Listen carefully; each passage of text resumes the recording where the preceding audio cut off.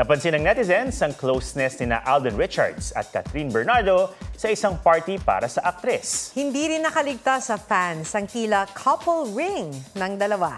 May report si Nelson Canlas.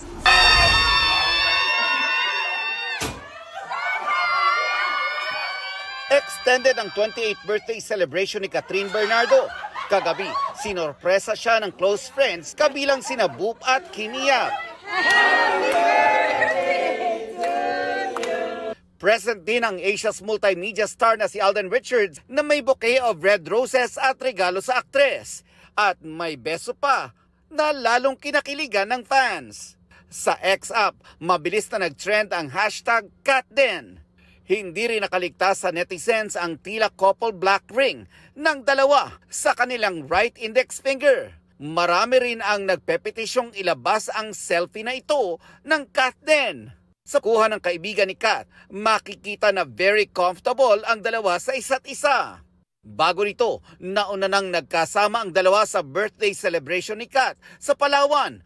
Nelson Canlas nagbabalita para sa GMA Integrated News. Huwag magpahuli sa mga balitang dapat ninyong malaman. Mag-subscribe sa GMA Integrated News sa YouTube.